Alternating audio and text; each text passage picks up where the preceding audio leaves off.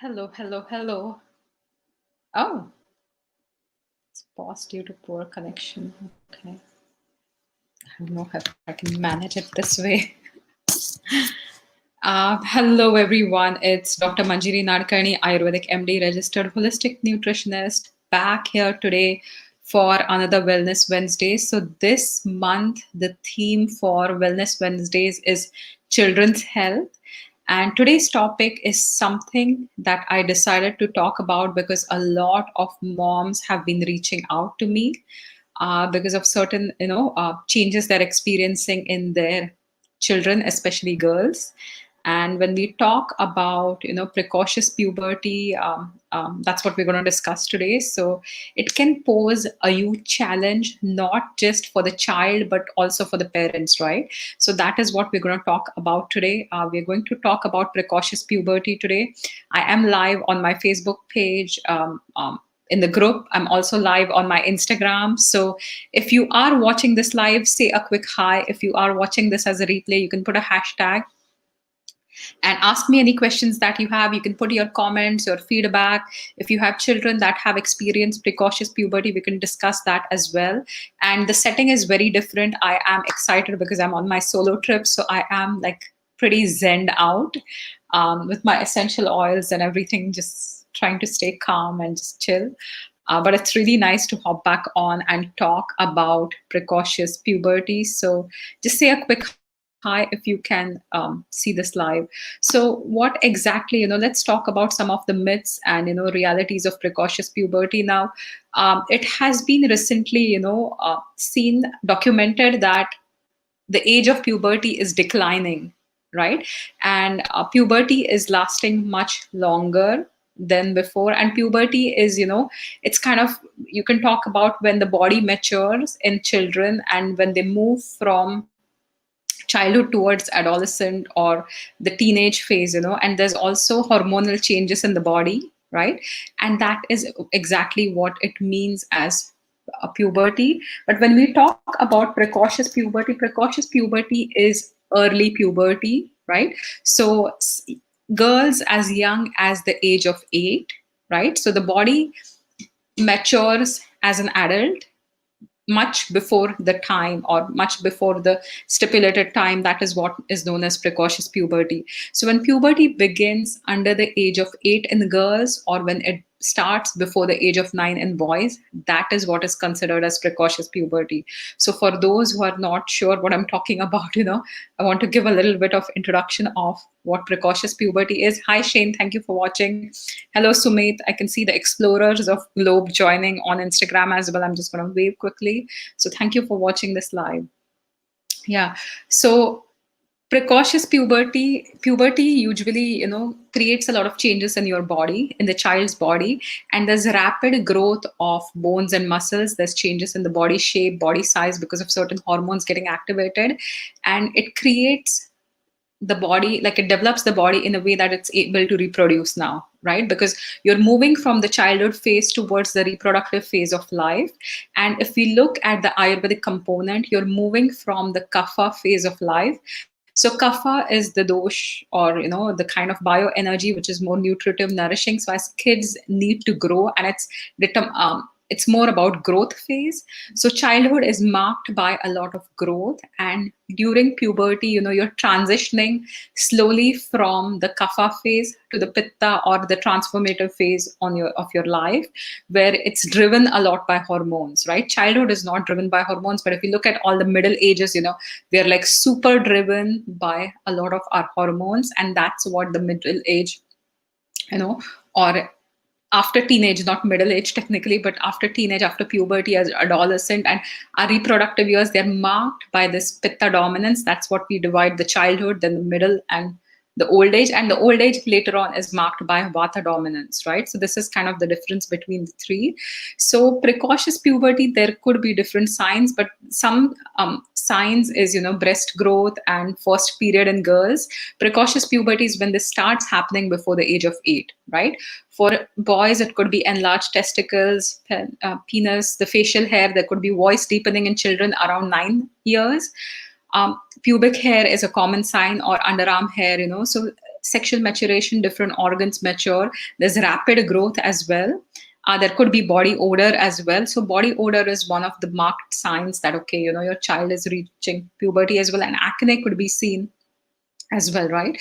So there was a study done, and that study talks about, the age of puberty has been declining for a long time. So in the late 1860s, women did not experience first menstrual periods, which is known as menarche, until the age of 16. By 1920s, it had decreased to the age of 14. Currently, the age of menarche is around 12.5, and which is also kind of decreased from 12.75, right? So in med school, we had learned about 14 to 16, and right now we are seeing puberty or even menarche, the onset of menstruation much earlier in girls, as young as 8 or even like 6. And it is kind of shocking because it can have a lot of impact, not just on the child's physical development, but also the mental development, because it makes them very conscious. Sometimes it can make them very awkward. Children don't really understand the whole menstrual cycle, and it can lead to a lot of embarrassment if a certain girl matures way before her peers and all that. So that's what we're going to talk about, a few things that you can do. So technically, there are lots of factors that can be attributed to puberty, and they've found with studies, like causes are mainly, like medically, when you look at the causes, there are only kind of two types mainly. One is known as the central precocious puberty, which is known as the true puberty, that is initiated by the production of certain hormones from your pituitary itself, your master gland, and that itself stimulates your reproductive organs to release all the sex hormones, right? I know this is like a very technical topic I'm talking about today. And peripheral or false puberty starts with either your gonads or your thyroid or adrenals, and these are activated as well, right? And that can create false puberty. So you start maturing way earlier, but it has the same pretty much physiological result, that you can see all these signs of development before the age of 8, right? And try to determine the cause. So if this is the case, diet definitely plays a huge part, according to me. So there are studies you can find on both sides, and nobody has really done technical studies on puberty when it comes to food and diet. But if you look at it from an Ayurvedic perspective, trying to limit the amount of excessively pitta producing foods, like all those fiery foods, would be able to help, right?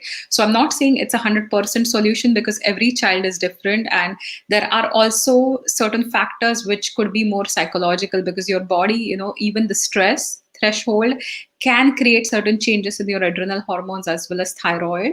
So you cannot pinpoint like one factor. There are so many factors that can be attributed. One could be, that milk has growth hormones added in it. So if your child is drinking too much of milk, which is not organic, so there could be excess hormones added already in the milk, and that could be increasing this hormone threshold in the body. So that is one thing to consider, right?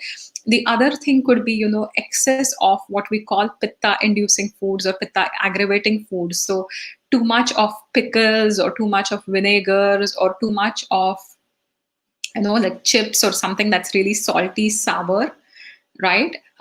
That can also create this increase in pitta and increase in heat, right? So anytime your pitta increases, the pitta is kind of the transformative force, and hormones are pitta dominant. They also have a vata component to it, because they're going to move throughout the body. But there's also a lot of pitta dominance when we talk about the hormones. Hi Reshma, nice to see you. Hello Carmela, and hi Isha, nice to see you. So we are discussing about precocious puberty today, and we're just I'm just talking about a little bit Ayurvedic insights and what can you do about it. So the one thing that I always say, for a child is always, clean eating is extremely essential, whether it's excesses of sugar or excesses of chips, or if you have your child develop good eating habits, right? Not only does their body stay extremely healthy, but they also stay really strong mentally and emotionally, and that can help them, take care of any challenges that they're facing, right? So even foods that are kapha balancing or kapha creating, like milk is supposed to be something that helps with increase in kapha. It's also increasing growth, and that's why kids drink a lot of milk, or the parents are like, okay, that has tons of calcium. So if you want to drink milk, that's fine, but try to make it more digestible, right? So try to at least add some kind of, maybe cardamom would be a nice spice, so it's not too much pitta inducing, and it can help the digestibility of the milk, right? And always buy organic milk, always buy milk, that doesn't have any added hormones. The same with cheeses and all that, try to just add, cheeses are again fermented, so lots of fermentation is going to increase this pitta component, right? So it's going to increase the fiery component. And also precocious puberty is seen in pitta dominant children as well. That's my observation. So I do see it in, maybe kapha types, but I also see it in a lot of pitta dominant children, right? So balancing that fiery aspect, helping them cool off, or eat foods that are really compatible to the body is 100% going to help them. Talking to them about the changes, right? So if you are someone who has a child that's going through early puberty, and medically, like, you can't really do much. Virechan in children, we don't recommend Shane. So, in the Balyavastha or in children, ideally Virechana, you have to be very careful. But Panchakarma generally is not really recommended for young children, right? So that's one thing. And the same with rasayana. So from an Ayurvedic perspective, I also see a lot of kids eating lots of chavanprash, right? So which is also a rasayan herb, but rasayan or rejuvenative, like in small amounts is totally fine. Or if they're the vata types, that's fine as well.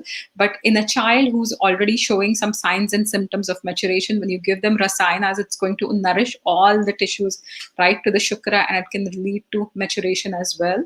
So those are a few things, and you really have to support them from an emotional level. You can do like abhyangas, and you can do certain like body massages or cooling factors. Adding some, making sure they're not constipated is one way. So for those that don't realize, when you are constipated, your body is actually detoxifying at all times, but when you're constipated, your body cannot detoxify, right? So any of the hormones that are packaged and that have to be degraded and get out of the body, they can actually stay in your body if you are chronically constipated. And when you have certain bad bacteria, right, or when you have any yeast buildup in the body, those are going to break those bonds, chemical bonds, and reabsorb those, hormones as well. So making sure, your body's detoxification channels, the natural channels, are running, so you are having a bowel movement every day. That's one of the main things, right? You're not constipated as a child, or you're staying away from excess of pesticides. There are so many things that act as xenoestrogens. So when you look at the BPA from plastic bottles, or the lining of the cans, if you're eating canned food, so those could act as xenoestrogens or pseudoestrogens, or almost like female hormones, and that can also occupy those receptors of female hormones and have like 100-fold effect rather than a 10-fold effect which the actual estrogen would do, right? And that can also create lots of challenges for your body. So making sure you're cleaning your food out, one of the easiest ways, if you don't want to use a lot of like, if you can't purchase organic because maybe it's out of reach, or it's challenging, or financially it's a constraint, you can always soak your foods in a little bit of water.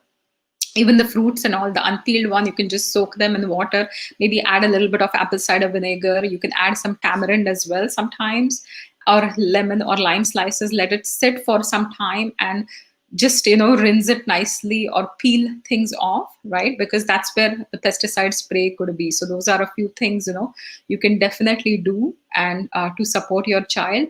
But talking to them, really making them understand, supporting them, making sure that they're sleeping well as well. That is the other factor. So a lack of sleep, lots of insomnia, if they're not getting that rest, leads to vata as well as pitta aggravation. So that is also something to keep in mind, right?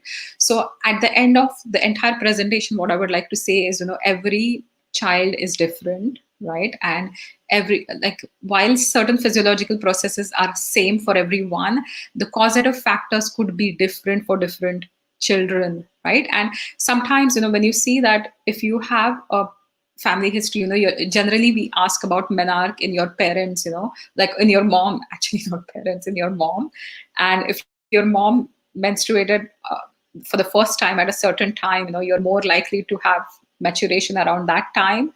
But if I give my own example, I hit menarche at the age of 14, and for my mom it was 10, and that was precocious puberty. Because I remember having this discussion with her, and she discussed with me how traumatized she was because she was still a child and she couldn't understand most things back in the days, and it was really awkward because none of her friends had had a period by then, right? So there was a lot of, like, not stigma, but it just wasn't talked about at that time. And my mom has a pitta dominant nature, so that is also one factor that I've seen. So really helping them, supporting them, making sure, you're also taking time to release any stressors, right? So kids today, like, they're constantly packed with one event after the other, so they're constantly running from one, like, maybe school to certain activities and then to more activities, and constantly, like, being super active.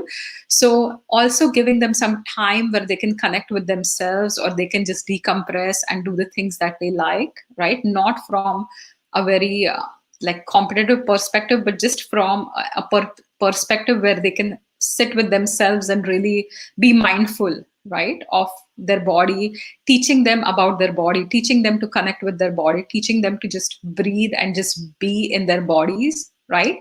And really understand the changes as well. And a lot of the stress that you face in life, whether you're a child or an adult, takes a toll on your body, right? Your body bears the brunt of the stressors. So uh, that's really evident in the post pandemic syndrome, is what we're calling it, right? So I was chatting with a friend yesterday, and there's lots of, people throughout the pandemic, like this thing called pandemic fatigue. You're emotionally drained, you're mentally drained, you're exhausted, you're stressed. For kids, you cannot play out, you cannot meet your friends. It can be really hard, right? So helping them cope with those stressors is also important, right?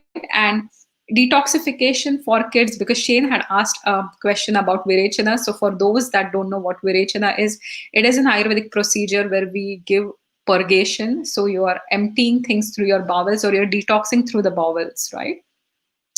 So technically, a general, very mild form of a detox. I prefer the dietary ones. I don't put children on detoxes, not on the severe ones at all, right? But you can plan a child's diet in a way that they are naturally, detoxing, and they're not increasing the toxic threshold, because they're not increasing a lot of toxins that they're putting in the body, whether it's on the skin in the form of excess, like sunscreens, or certain sunscreens have too many chemicals as well, right? So we have to look at all sides as to where these excess hormones are coming from, or are they generated excessively in your own body because of your stressors. So that's one thing we have to figure out when we talk about precocious puberty.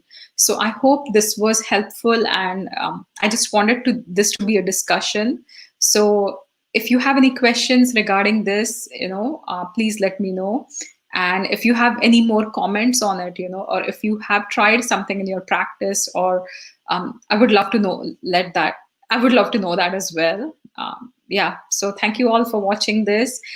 This Saturday, I won't be hosting the expert interview because there'll be a radio show this Saturday. So I won't be hosting the expert interview, but that will be back on for next week. And I am on a mini break this few days. So I'm in a nice place in Grand Bend where I'm just kind of relaxing and chilling and catching up on my reading and trying to stay away from most of work related activities.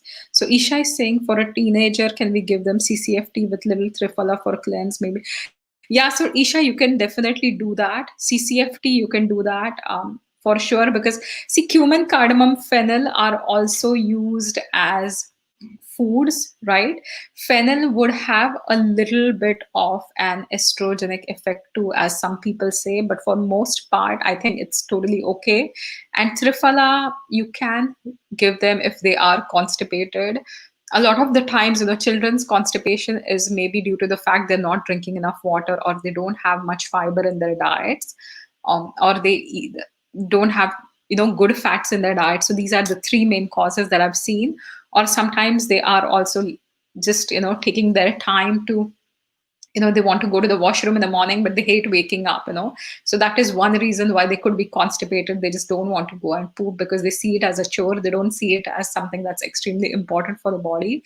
So you have to educate them and find out why they are constipated as well. But once a month, a little bit of Triphala, definitely. The capsules might work better because for kids it's not very palatable, so you can definitely do that as well. So once again, thank you for watching, and everybody have a fantastic week. So I will be posting about the radio show soon, and I'm just taking a few days off the social media. So today I'm going to finish my work related tasks in 1 hour and then just take a big break. So thank you for watching, and I will see you all soon. Have a fantastic week, and bye for now.